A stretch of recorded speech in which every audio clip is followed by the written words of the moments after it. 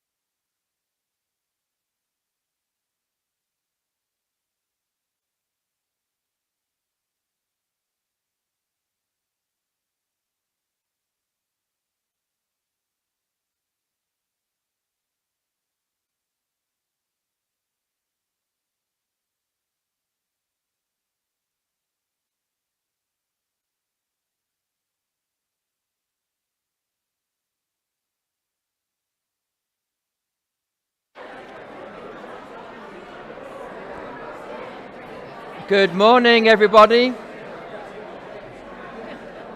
I should be lucky. Good morning, everybody. I want to encourage you to find a seat. There are 2 seats left at the front. Just want to encourage you to come in. Find yourself a seat.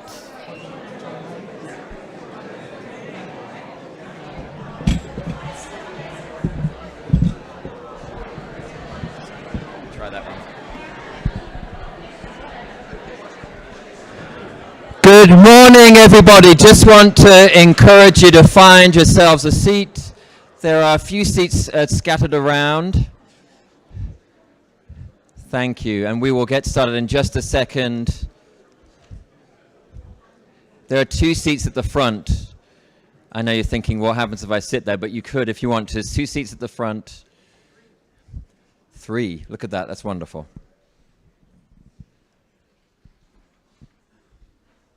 Well, I will open us with a prayer, and then we will get started. The Lord be with you.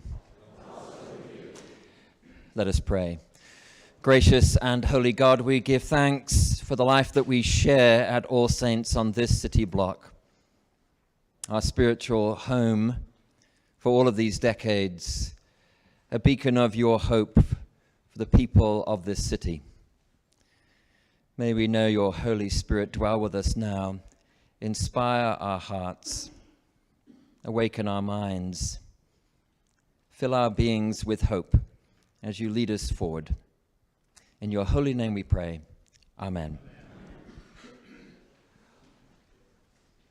Michael Gragnani and I have been partners in crime for a long time in this process, and it's my great delight and honor to invite Michael to get us started. Michael.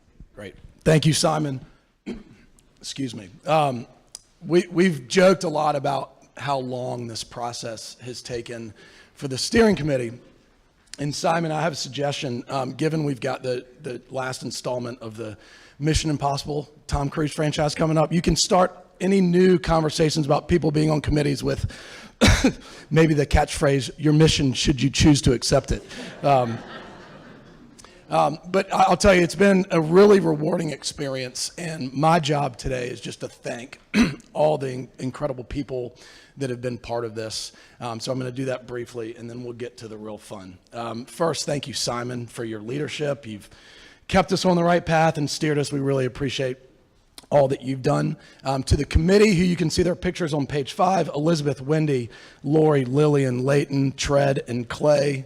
Thank you all for your expertise, your wisdom, your dedication, and your selfless work for the past 6+ years. To Jocelyn in the early days and Tracy most recently, you all took notes, you provided handouts. Tracy, I don't know how you kept our calendars all together over these 6 years, and we're really grateful for that. To the All Saints staff who got us ready for meetings on early mornings, on weekends, and a lot of advice along the way, we thank you. To Kate Stratman and the entire parish committee, parish engagement committee, countless number of interactions with the parish over the course of your engagement, and so we thank you for that. To the vestry, and I guess it's technically vestries since we've been doing this for 7 years almost.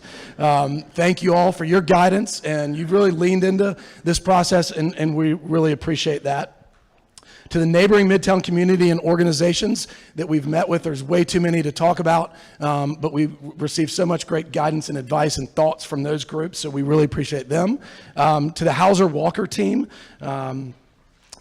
who has been with us for a number of years. We really are appreciative of everything that you all have done, and the host of other people, professionals, and firms who have been involved with this, including Lang Lowry, Cushman Wakefield, Trinity Wall Street, Star White House, Gay Construction, the members of the technical assistant panel, the TAP that we did a couple years ago, and the Future Task Force. Thank you so much for allowing us to be part of this, and we'll hand it over to Simon. Thank you. I wonder if you could join me in offering the warmest round of applause for Michael and his team.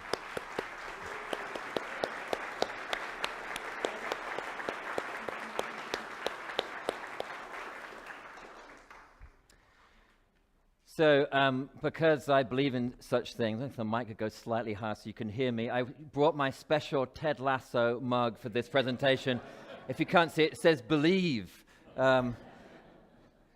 And it's not because what I'm going to share is unbelievable in that way, but it is that we are here by faith, and there's so much to give thanks for. My aim is to spend the next 20 minutes to walk you through the master plan for this city block, which really is about the future of this church on this city block. And that'll give us about 20 minutes for questions.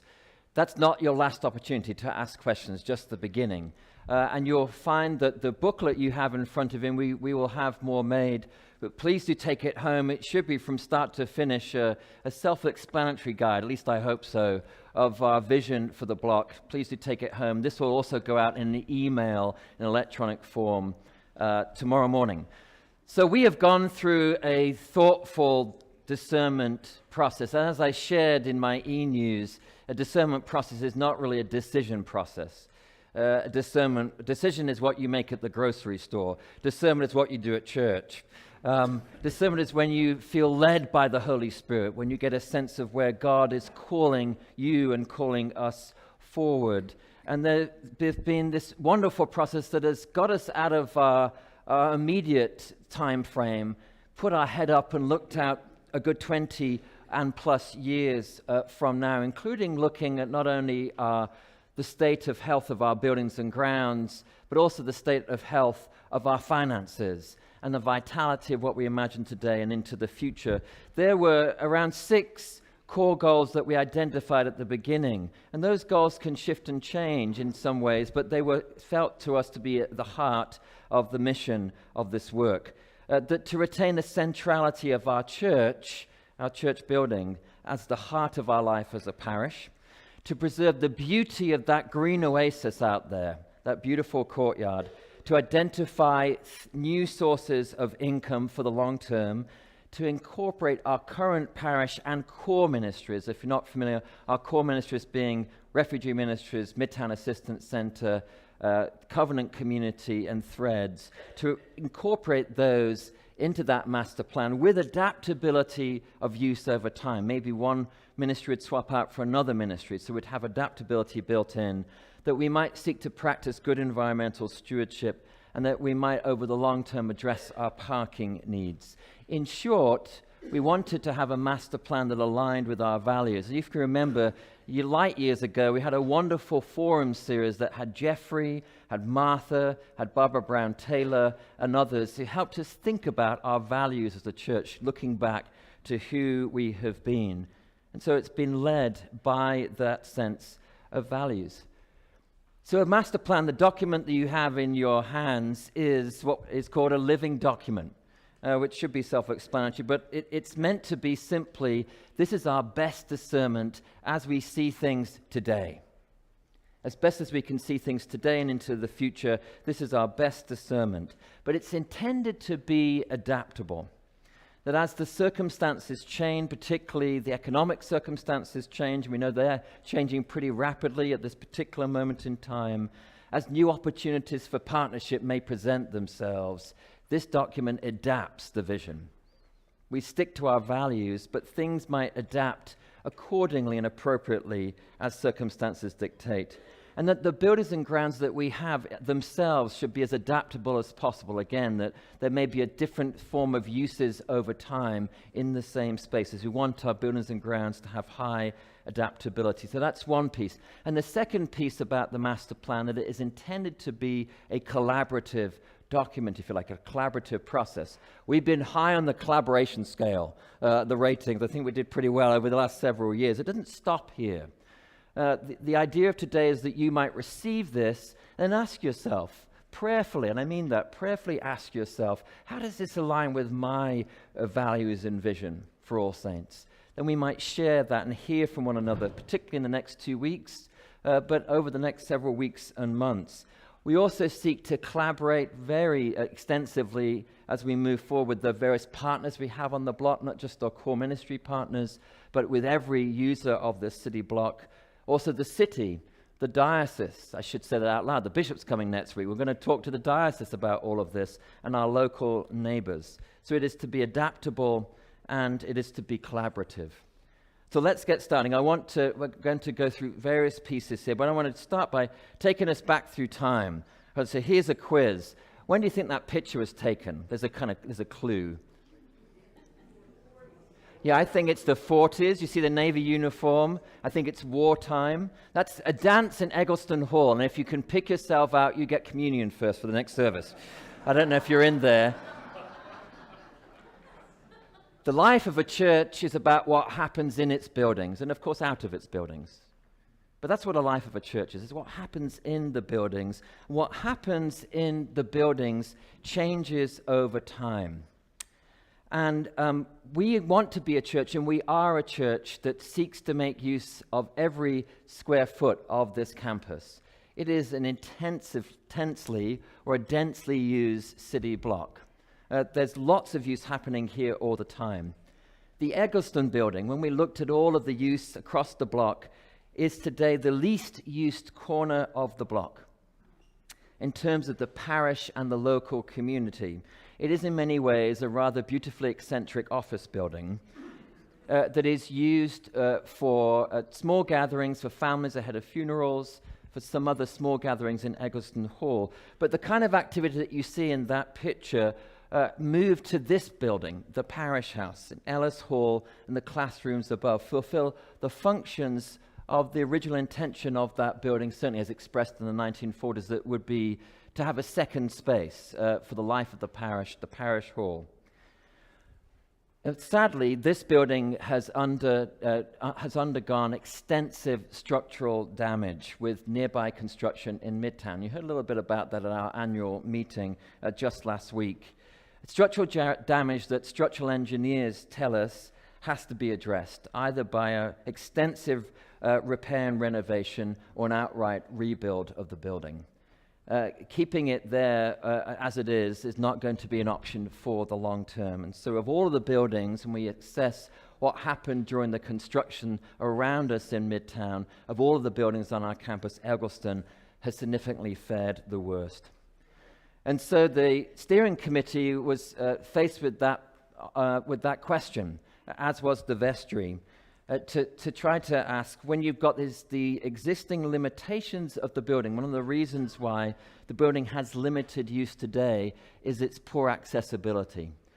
There have been numerous funerals that we have hosted where older attendees or sometimes younger attendees who are in wheelchairs or have mobility challenges simply decide not to enter the building. That it's better not to try, and I'll go and wait somewhere else, which is not the kind of state we'd want to be in. Poor accessibility, but also poor connectivity. In my first few weeks here, I kept on getting lost, couldn't figure out why I was sort of getting stuck between these two buildings. You may know that the parish house and Eggleston are half a floor out of alignment with each other. That's why we had that creative connector between them.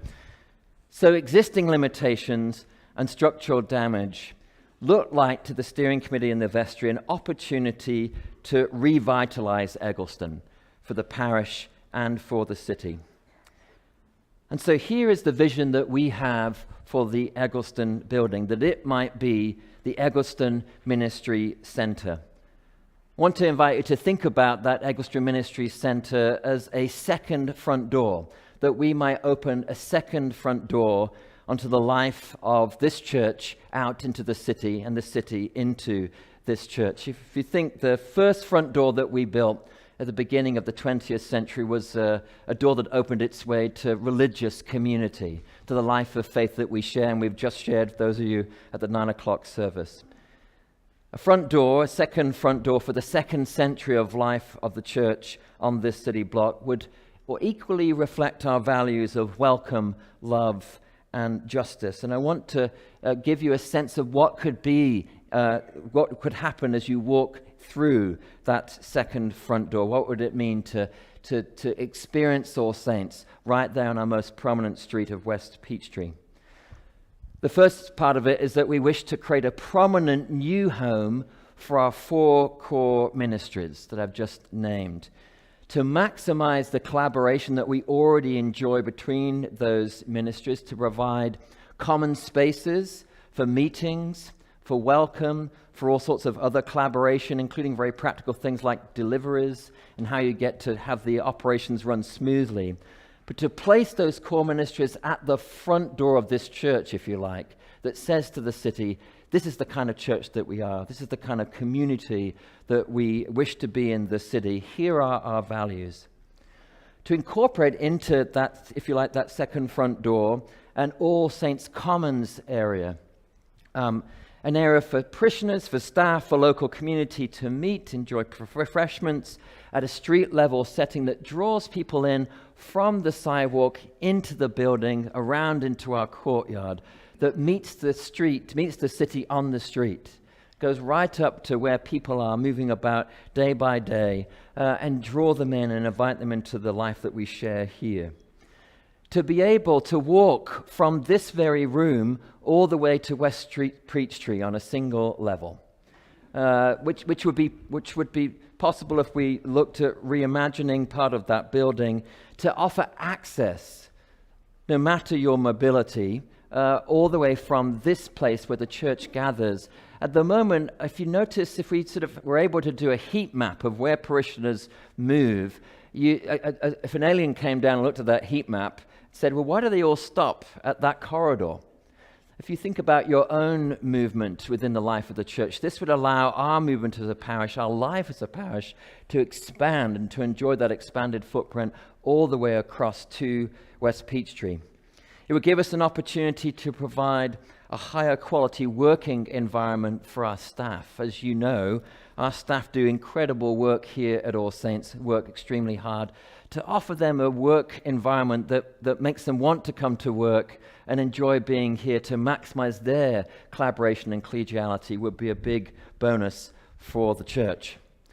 Now I'm going to show you an image here. I didn't draw this myself, but I want to offer you a sense of as you kind of keep on going up, imagining this particular second front door. We wish to invest in our music programs. As it stands now, our music programs rehearse, which are a key part of our life as a church and how we're known in the city of Atlanta, have a space that even just the air within that music suite is less desirable than it should be to invite the best musicians that we want to match the space that we have with the excellence of music that we make here.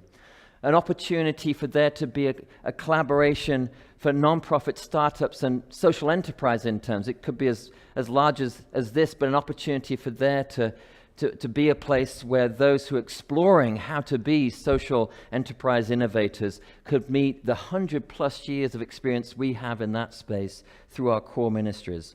And so what you see here is also the vision of having a rooftop garden. Our Midtown oasis, which we'll talk about in a second, is unique. Certainly unique for a church in the diocese, but if you just wander around Midtown, particularly if you're not in a car, you realize how particularly special this green space is. And so we're imagining not only having that view, but having the view of the courtyard as you look down with a gathering there. We could imagine a rentable space, a rentable venue space for our neighbors, a space for the parish to enjoy and for our staff. And so we want to have an opportunity, though, to ask, what should that building look like? We recognize that the steering committee has had a long time locked in a room upstairs to try to think about these things. We want to offer the parish the opportunity to, if this is the function that we want to, what we imagine seeing in the building, if this is the opportunity for revitalization that we can see there, what then should the form be of the building? And so the steering committee has recommended to the vestry a couple of steps, or I should say the vestry has recommended a couple of steps as we move forward. One would be to work with an architect so we can see what an Eggleston Ministry Center might look like and cost. And second, work with a capital campaign consultant to study our financial capacity to fund such an investment. Really as simple as that. If that's our vision for a building, what should the building be, and how much will that cost, and what's our ability to pay for that? And then work on that model accordingly to meet in the middle. So that's the first major concept of this master plan, that we wish to open a second front door into the life of this church. The second part of the vision is that we wish to expand our beautiful green space. Just as our music program and our worship life is a core asset in the life of our church that we wish to continue to invest in, we see our courtyard as a living asset in the life of this church. And so the vision of this master plan is to maximize the potential of our green oasis. We want to increase what is green and growing. So what you see here is a rendering, imagining looking from the steps of the chapel out into a new open space there. I'm looking towards the Pritchett Center. Somebody's brought their dog to church, which is lovely. You can see there's beautiful sort of green and glowing spaces there. The master plan that we work with landscape architects who have been wonderful and are here today, and they imagine up to 20,000 additional square feet of open space on our block, that we can be even more a forest in the city. But let me show you another image that gives you a sense of how that might work across the church campus. In case it's not obvious, it probably is, but this is the church building. This is West Peachtree. That's Eggleston. We're there in the parish house, and then you're moving across to the west there. On the top left, you have the Pritchett Center. The idea of this design is that there would be a series of walkways enhanced by green canopies. So if you've arrived in the parking lot, let's see if I can get my cursor to work. I bet I cannot. So if you're arriving in the parking lot, again, top left, and you now today will be walking down up a sort of a concrete driveway. We're imagining that both moving from that side of the campus all the way to North Avenue with a canopy of trees and a snaking path that would allow to be at a gradient that would allow people to have access if they're in a wheelchair or another sort of vehicle for navigability without the need for handrails, a gentle gradient that will allow access across the block on all sides of the block, opening up for everybody. For those people in a particular rush, you notice the dotted lines here, you can get if you're a straight line person, it's going to drive you crazy to get to church, you can take a straight path on this model. You'll also see imagined here an opened out space in front of the parish hall And you can see some steps to the right of that. That's intended to be a kind of outdoor amphitheater space, so enhancing our ability for program.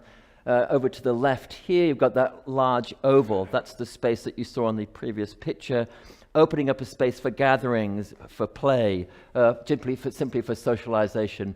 And then over closer to the church, the space where the cemetery is, there's a proposal for a reimagined and an improved, very carefully done area for our cemetery with an adjoining labyrinth.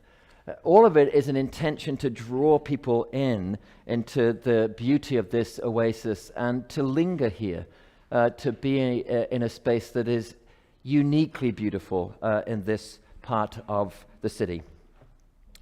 So that's the second thing. We wish to open up and maximize the green oasis so it can be enjoyed by all.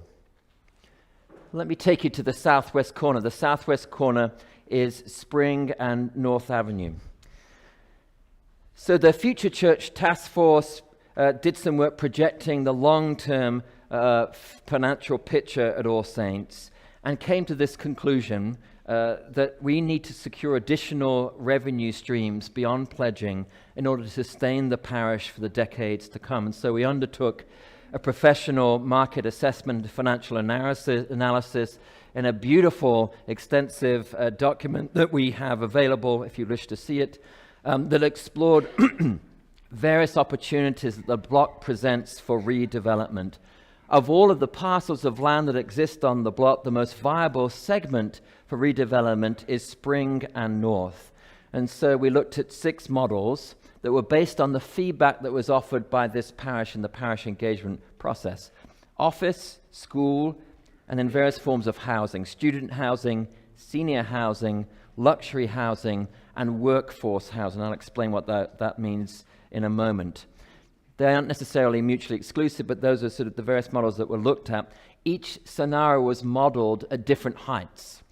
And there are also sun studies that were done to see what the impact of each of those heights would be on the block at various times of day and various times of year.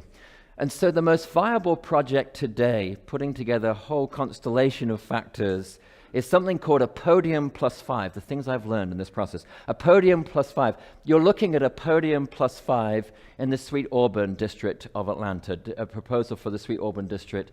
A podium plus 5 refers to a concrete platform with 5 stories above it that can be built with a wooden frame. And anything above 5 stories changes the construction code and you move from wood to steel. It would represent for us a 5-story mixed-income housing development with ground floor retail, long-term unsubordinated ground lease with a developer with 20 to 30% of the units designated at 80% of area median income. What that means is the area median income in Atlanta is a family of 4 would have a household income of $86,000. And that allows the development to compete for a whole set of capital, to sort of stack the capital, a whole source of financing that development of affordable units offers. So affordable here would be defined as workforce. You imagine somebody that could be working at the Emory Midtown Hospital, but can't afford to live close to the Emory Midtown Hospital. That's the kind of person that might be in those 20 to 30% of the units. So the reason why we looked at that, and here's a rendering, imagining, of course that's just a block right there, that's not an architectural design, just amassing the square footage, but it's a view from Spring and North Avenue looking back up to the church. The benefits for All Saints would be a new income stream. The design incorporated 50 new parking spaces for church use, increased vitality on the block from people who would call All Saints their home, an embodiment of our values of hospitality and welcome, and also helping to ameliorate the shortage of workforce housing. I want to see if I can share with you right now this little visual that will give you a sense, a little tour. Let's see if it will work. So here we are. We're walking down North Avenue past all sorts of lush vegetation. Somebody's looking for the Methodist, but he's standing still. We're now looking at the new, you've got ground floor access there, some form of retail. Now, this gives you a view along Spring Street of the imagined access to new parking. You could turn left or right. The Pritchard Center parking would then lead you across to the new building's parking. And then you see now that vegetation building on the left, the Pritchard Center, and here we are in the parish house, waving at our future.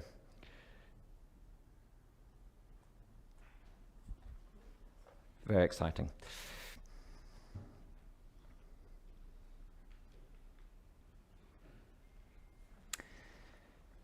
So after all of that, and we got very excited, there was a conclusion.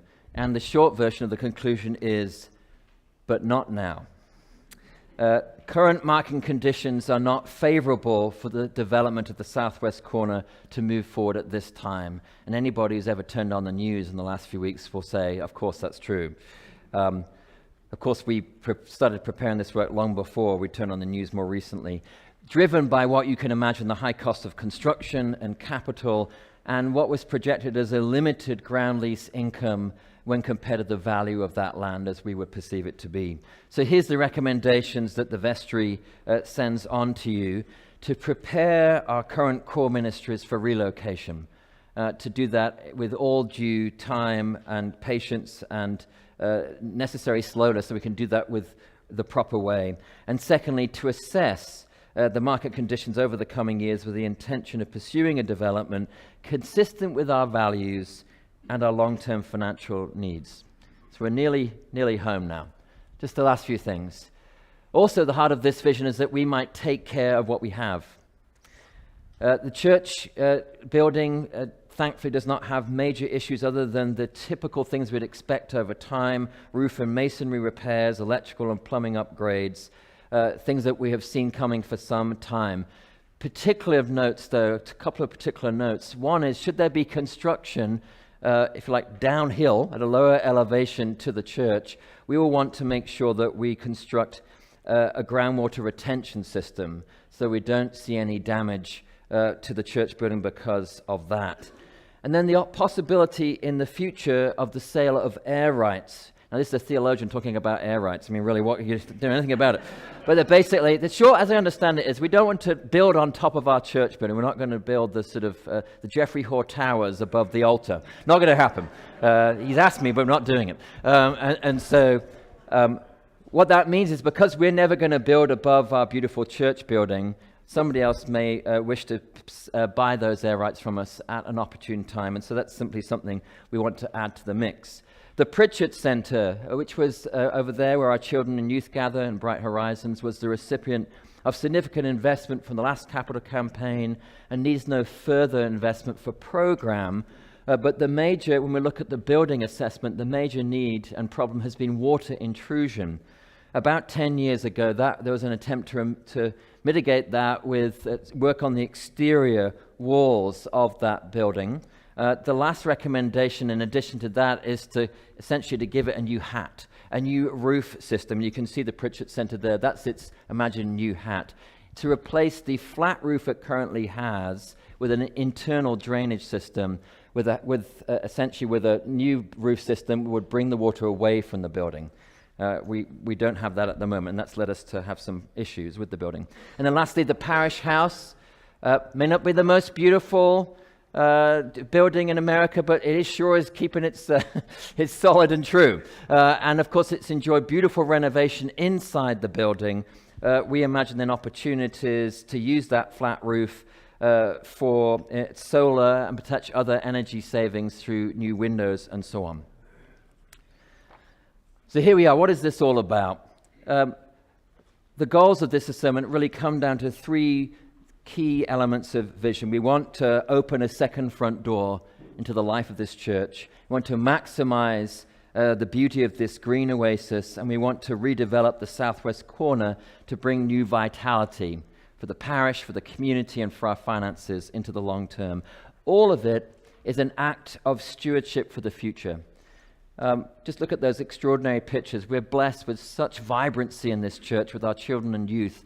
A weekly reminder that there's a future for this church, and that we imagine them and all those who will come to know God's grace and love because of this church. We wish to be faithful stewards of the future.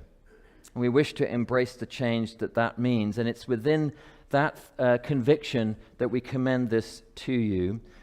And so there they are, the folks that we do give thanks for. We give thanks for all of you who took part in the parish engagement team, our consultants, and we want to remember, he's still with us, but Hank Hauser isn't here today, but Hank Hauser, who's one of the co-leads of Hauser Walker, has been with us really from the beginning. So next steps. The next steps is that we're going to celebrate this as a couple of weeks. If you wake up at 3 in the morning with a vision from God, call me. Not then, but in the morning, later on. And I'll hear it, and then we'll sort of share something about that. So if there's feedback, you say it's absolutely opportune for me to share it now. Then we have an opportunity on the 18th of May to socialize that with the parish. Otherwise, it will be a celebration of this great work. And I can promise you there'll be ice cream, and it'll be delicious. So there's a sheer bribe to bring you here. And then in the new program year, which means in August, September, we're going to commission new parishioner teams to work with an architect and a capital campaign consultant and get moving on this process. So that's what we've got. I want to open up the opportunity for you to ask questions. I'm slightly over my time, but we've got a couple of microphones. It will be really important. If can anybody help with the microphone? And there's a second microphone there. If somebody can help with that, just across on both sides of the room. So Anna, we have to wait for the microphone because the folks online, it will be silent. Thank you, Anna. It's not a question, it's a suggestion, but while that corner at North Avenue and that other road, Spring, whatever it is vacant, it seems like it might be a great place for an artist market and things like that would generate small amounts of revenue on a controlled basis. In the spring, fall, summer, that kind of thing, it would be a sort of a nice gathering spot. We got the varsity, just seems like it would be a nice thing to do with it until we have something more formal to do with it, and it would respect what it is that y'all have intended for it, I think, if I got that right. Thank you, Anna. And we're going to share a little bit about Midtown Artists and Residents that we have moved into North Avenue. We're going to share more about that very soon. Is there a microphone nearby?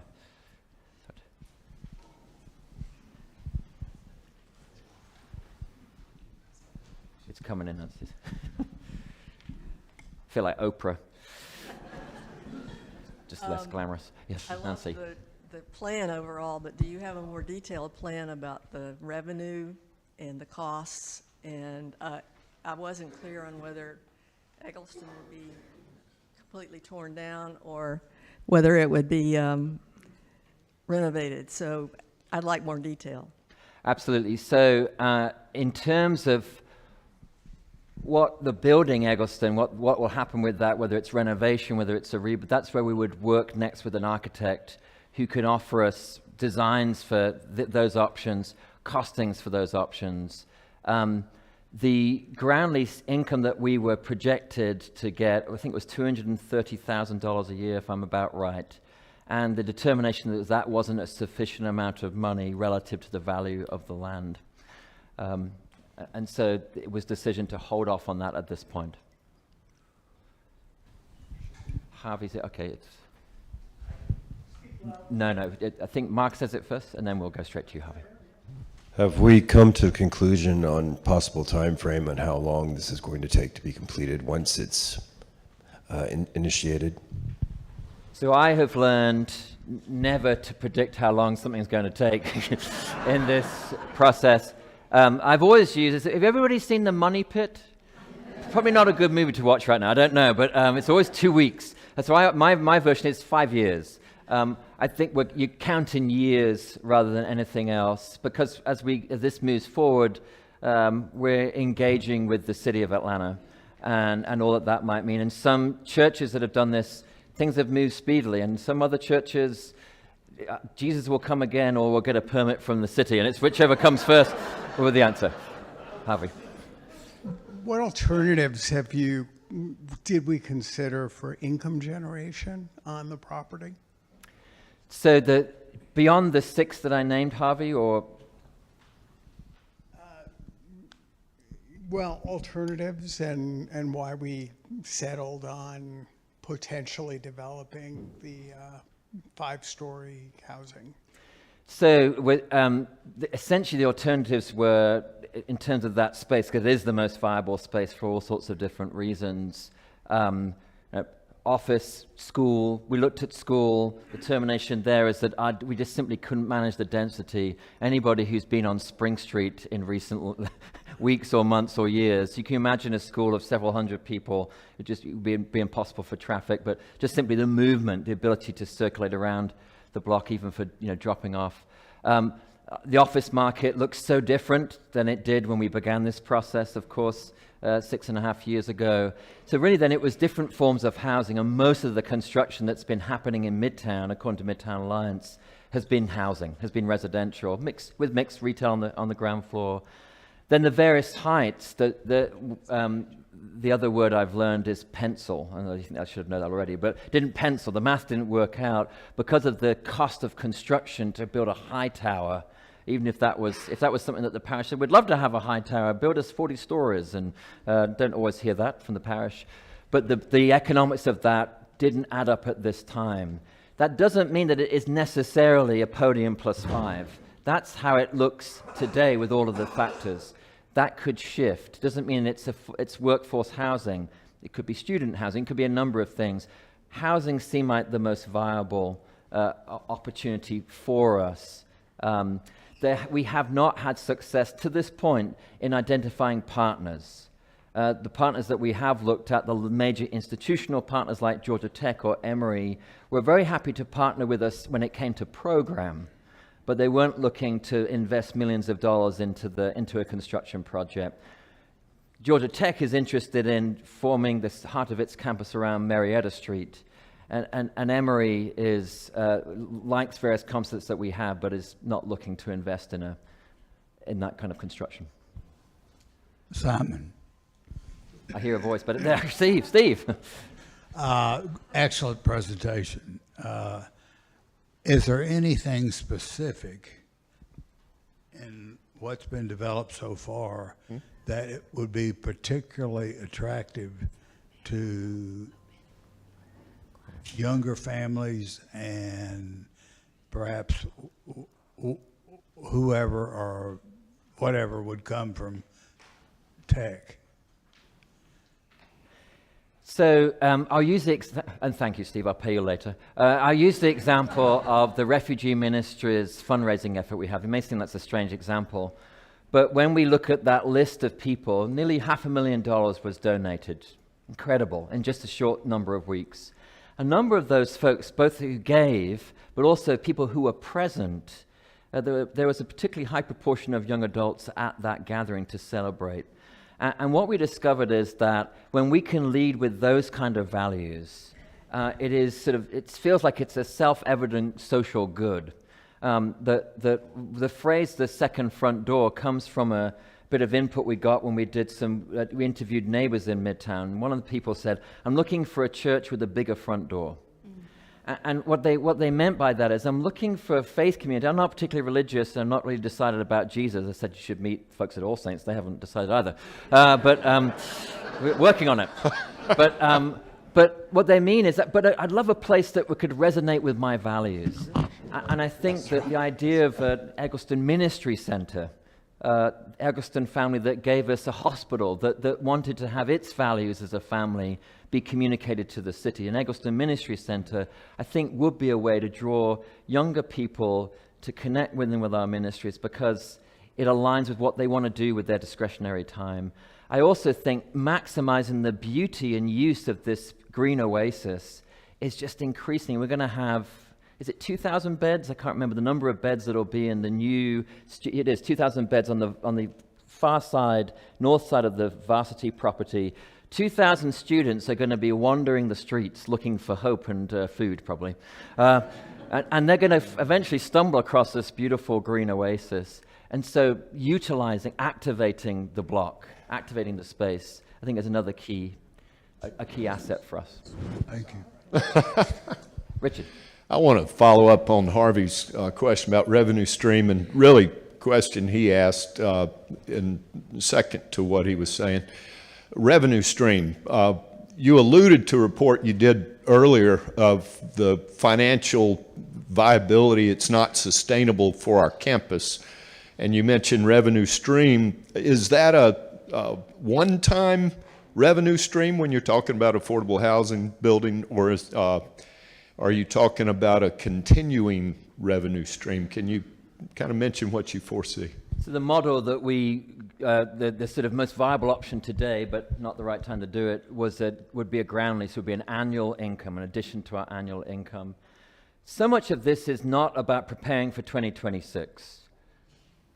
Now, as long as you all don't become Lutherans, we're going to be good in 2026, because it's a very generous parish. It's about preparing for that 20 years from now, when I'll be safely retired in Hawaii or something like that. But my successor and your successors who are on the vestry, have we prepared as best we could for them, for their sake, for vitality for them? So it would be an ongoing income stream, really because, as a beloved member of our committee said, the one thing that they've stopped making is land.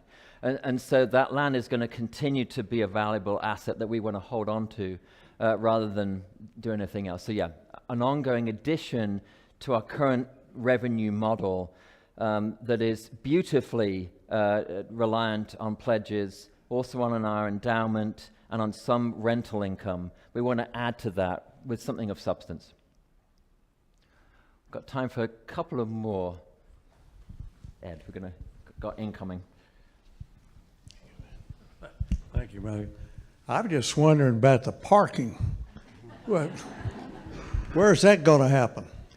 Great question, Ed. So we meet the parking question with the redevelopment of the southwest corner. And so when that was modeled, 50 spaces would open up for church use. So when I recently visited San Diego and saw what they did at the cathedral there, the Episcopal Cathedral of St. Paul, and walked around, I noticed that the closest parking space to the exit was the bishop's, just saying. I guess it pays. But they had spaces. It was a condo development, so they had spaces for the residents, but then they had spaces that were reserved for church use. And so a similar thing, so it imagines 50 additional spaces to the spaces we have today through that new development. That's where the bulk of the parking would be added. So the parking in the building behind us would stay? It would stay. So Space over here? that depends on what an architect imagines. But essentially, if you imagine coming in, you come in from Ponce now, you can come in from Spring. You'd come in, I mean, you can come into Spring right now. There's just a gravel parking lot. But you'd come in and you would turn to the right and move into that the new building that would have covered parking there. So there'd be parking decks all the way across Spring Street. The one here and then a new one over there.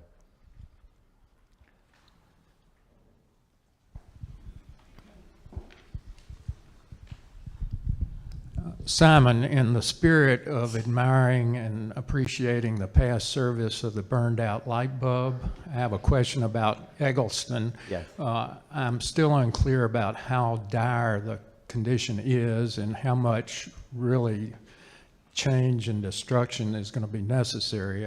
I get the sense that it may be bulldozing the whole thing, and I'd like a better feel for that, at least to the point that you have knowledge now. Great question, Nolan. So there's an estimate of about $7 million of work that would be needed to be done on the Eggleston Center, on the Eggleston building today. It is, the foundation is, I'm not sure what really describe it as, but it's some of it's on, as I understand, I'm going to go off my reservation here, some of it's on stone, some of it's on mud, not a traditional foundation as you'd have today. So when the groundwater level dropped on the block, that building, the Pritchett Center, what is the name of the foundation? It's post-tension concrete. See, I'm learning these things. Post-tension concrete. Post-tension concrete meant that the building settled in. It was able to withstand the change of its elevation. It sank a little bit. When the same thing happened to Eggleston, unless I got this wrong, it essentially sort of broke.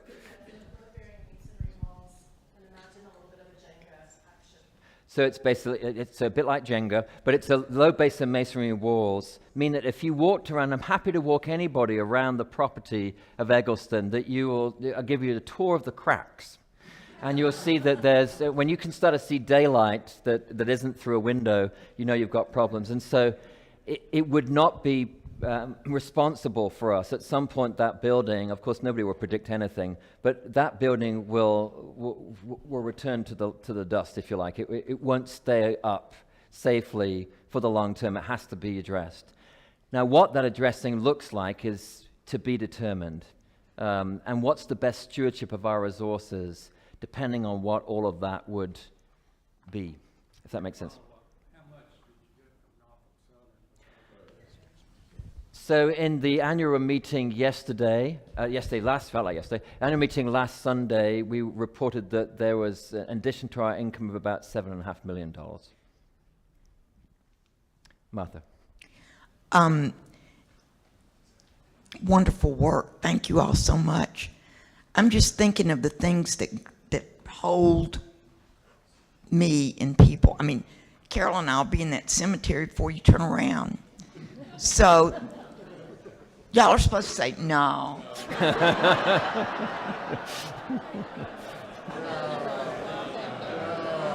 That's enough.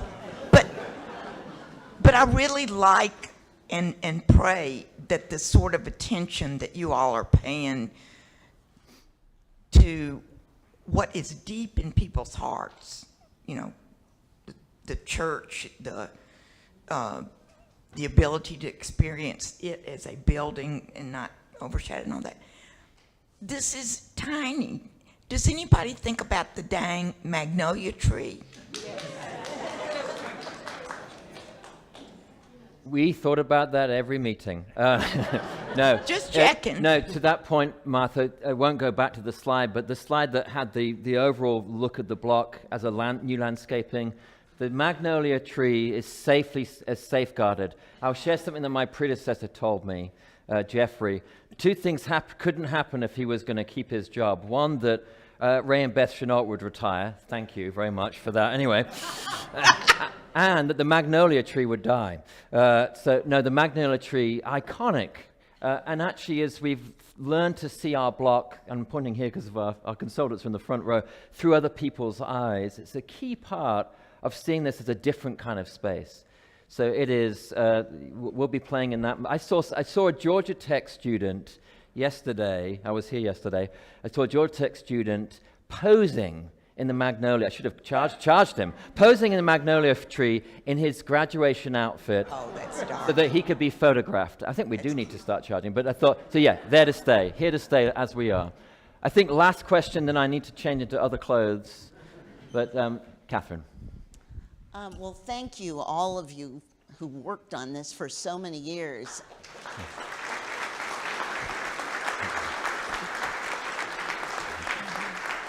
And this is less a question and just one, I am so relieved to see podium +5 and not a high-rise, which would have upset me greatly. But also, I just so applaud the idea of looking ahead to workforce housing.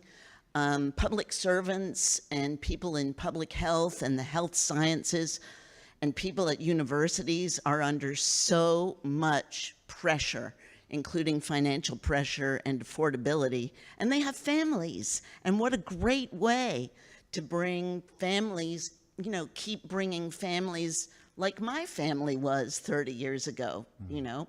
And here we still are 35 years later and 3 kids raised here at All Saints. And so I love the idea of bringing in more families who are starting out, who need a little support in terms of affordability. Thank you for that. Thank you, Catherine. I want to close with this thought.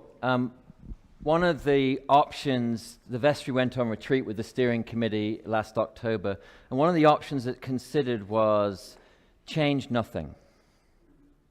Change nothing. Now, of course, we invest in our buildings and grounds every year. Incredible amount of work happens, incredible amount of expenditure is carried out. So that change nothing doesn't mean let it all fall down, but it's changed nothing about the configuration. We're going to be all right for the long term. I firmly believe that this church has a vibrant future. And the conclusion of that retreat and my own conclusion is that change nothing is not an act of good stewardship for this church's future. And I try my best, failing as I do, but from the pulpit this morning, an advertisement for the next service, but it is to say this church has been about change from its beginning. And we're capable of that. And change is hard. It is hard. I personally love the eccentricity of my office building. I do. I love that the staircase slants to the left when you walk up it. But, and coming from a country with some very old church buildings, they've also decided that the way to have these spaces be vibrant for generations to come is to embrace change. But we've gone about that process carefully and thoughtfully and prayerfully and collegially together. So please do reach out. Please do reach out if you disagree. Please reach out if you vehemently disagree. Please reach out if you'd rather not reach out. We want to hear, we want to continue this conversation together. Thank you for all of your tremendous support of this process. And come back in 2 weeks for ice cream, but come back in 1 week for the bishop. You choose which is best. Thank you, everybody.